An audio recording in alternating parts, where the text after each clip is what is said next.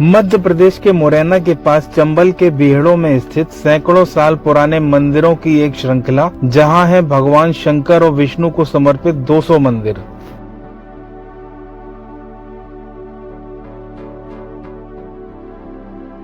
हर एक मंदिर एक से बढ़कर एक, कोई मंदिर 5 फीट का तो कोई 50 फीट का। 8वीं सदी से 11वीं सदी तक बने यह मंदिर विश्व प्रसिद्ध खजुराहो मंदिरों से भी 300 साल पुराने हैं।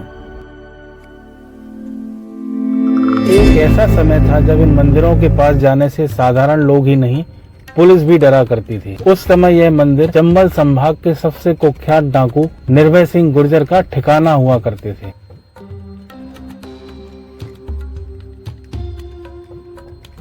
कुछ इतिहासकार मानते हैं कि इन मंदिरों को मुगल आक्रांताओं द्वारा जमींदोज कर दिया गया था, लेकिन कुछ लोगों का मानना है कि यह मंदिर 700 साल पुराने आए एक बड़े भूकंप की वजह से नष्ट हो गए थे। और फिर शुरू हुआ इन टूटे बिखरे मंदिरों को नई जिंदगी देने का सिलसिला, जो एएसआई के अधिकारी के मोहम्मद की देखरेख में चल रहा था। मंदिरों के अवशेषों पर काम करते करते डाकुओं के साथ ऐसी घटना हुई जिससे मंदिरों पर होने वाला काम पूरी तरह से बदल चुका था। क्या थी वह अजीब सी घटना? जमीन से बाहर आई ये मंदिरों के अवशेष कैसे बदल गए इन सुंदर से मंदिरों में, और क्या है इन मंदिरों का इतिहास? ये सभी जानकारी मैं आज के वीडियो में देने वाला हूँ, तो वीडियो को पूरा जरूर देखिएगा। ग्वालियर के उत्तर दिशा में 30 किलोमीटर दूर मुरैना का पड़ावली गांव। के मोहम्मद ने बटेश्वर में मौजूद 200 मंदिरों में से 60-70 मंदिरों को दोबारा एक नई जिंदगी दी थी, और बाकी बचे मंदिरों पर भी काम जारी था। बात उस समय की है जब एएसआई के अधिकारी मंदिर के खंडहरों को खंगाल रहे थे। उसी समय एएसआई अधिकारी के मोहम्मद को एक आदमी शिव मंदिर के पास बीड़ी पीता दिखाई दिया था, और कहते हैं के मोहम्मद ने उस व्यक्ति को काफी डांटा भी था, यह कहते हुए कि इस पवित्र स्थान पर तुम बीड़ी कैसे पी सकते हो। वह व्यक्ति और कोई नहीं, चंबल के बीहड़ों का सबसे खतरनाक डाकू निर्भय सिंह गुर्जर था। बाद में निर्भय सिंह गुर्जर को यह समझाया गया कि यह जो मंदिरों का पुनर्निर्माण हो रहा है वह उन्हीं के वंश के गुर्जर प्रतिहार शासकों ने बनाया था, क्योंकि वह बहुत बड़े शिव भक्त हुआ करते थे।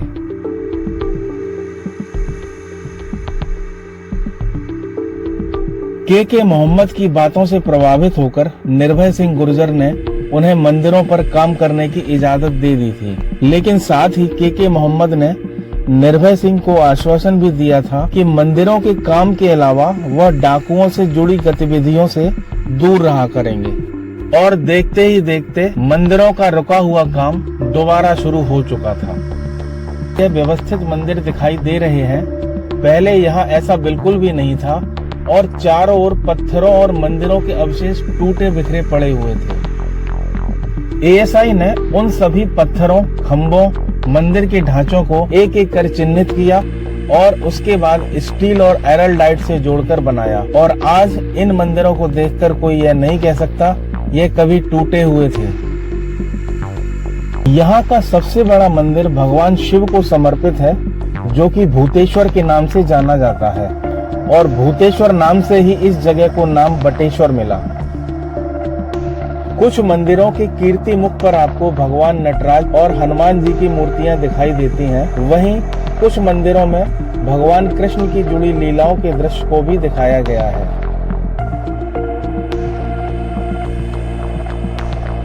इसी के साथ ही कुछ मंदिरों में भगवान विष्णु के दशावतार की मूर्तियां और नवग्रह की मूर्तियां भी दिखाई गई हैं। 25 एकड़ में बने हुए यह 200 मंदिर चारों ओर से एक छोटी सी पहाड़ी से घिरे हुए हैं,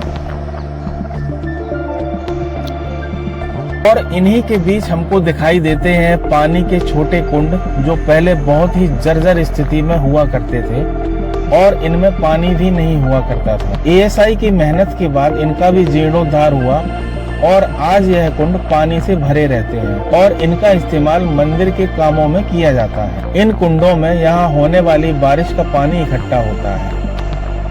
यहाँ बने हुए सभी मंदिर उत्तर भारतीय वास्तुकला शैली में बने हुए हैं और यह प्रसिद्ध खजुराहो के मंदिरों से भी 300 साल पहले के बने हुए हैं। इनमें से कुछ मंदिर ऐसे हैं जिनके ऊपर बड़े बड़े पेड़ उग आए थे, जिनकी जड़ों ने मंदिरों को पूरी तरह से ढक लिया था। बाद में किसी तरह एएसआई ने इन मंदिरों का पुनर्निर्माण उन पेड़ों को हटाकर किया। 8वीं से 11वीं सदी में बने यह मंदिर पहले डाकुओं का आश्रय स्थल थे। इसके बाद सरकार ने चंबल में डाकुओं का सफाया करना शुरू कर दिया था और धीरे धीरे चंबल के डाकू इन बीहड़ों से गायब हो गए। डाकुओं के जाने के बाद बटेश्वर मंदिर के निर्माण में एक और समस्या खड़ी हो गई थी, जो डाकुओं से भी बढ़कर थी, और वह थी इस क्षेत्र का माइनिंग माफिया, जो वहां मौजूद खदानों से पत्थर निकालने के लिए बड़े बड़े विस्फोट किया करते थे। पुनर्जीवित हुए मंदिरों को उस विस्फोट की आवाज और कंपन से नुकसान पहुंच रहा था और दोबारा बनाए गए मंदिर फिर से बिखरकर गिरने लगे। इसके बाद के मोहम्मद और सरकार के सहयोग से माइनिंग माफिया का काम कम हुआ और फिर से मंदिर निर्माण का काम तेजी से आगे बढ़ने लगा। जब आप बटेश्वर मंदिर के पास आते हैं तो सबसे पहले आपको भगवान विष्णु को समर्पित मंदिर बाएं हाथ की तरफ बना दिखाई देता है, जहां जाने के लिए आपको चढ़नी होती हैं यह सीढ़ियां। ऊपर जाने पर आपको भगवान विष्णु का एक बहुत ही सुंदर मंदिर दिखाई देता है, जिसकी दीवारों पर बेहद सुंदर नक्काशी आप देख सकते हैं और जिसके गर्भगृह को बचाने का काम आज भी चल रहा है। देखिए, एक विशाल सी प्रतिमा ये खुदाई में ही मिली हुई थी, जिसको यहाँ पर रखा गया है। इन टूटे बिखरे पत्थरों और पुनर्जीवित किए गए छोटे मंदिरों के बीच आपको दिखाई देता है यह भूतेश्वर का मंदिर। इस मंदिर का परिक्रमा मार्ग आपको सैकड़ों साल पीछे ले जाता है। आज भी स्थानीय लोग इस मंदिर में पूजा करने आते हैं।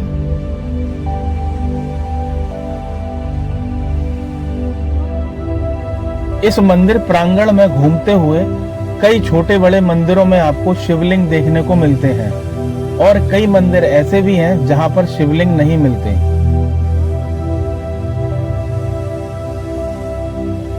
दस्यु सरगना निर्भय सिंह गुर्जर और उसके गिरोह के आतंक की वजह से यहाँ मंदिर में मौजूद मूर्तियां आज भी सुरक्षित रखी हुई हैं और तस्करों की निगाह से आज तक बची रही। इन मंदिरों के शिवलिंग आज भी जमीन के अंदर कहीं दबे हुए हैं, जिनको निकालने का काम आज भी जारी है। इसी के साथ इस वीडियो को करते हैं यहीं पर एंड और मिलते हैं एक नए वीडियो में बहुत ही जल्द। वीडियो अच्छा लगा हो तो वीडियो को लाइक और शेयर कीजिएगा।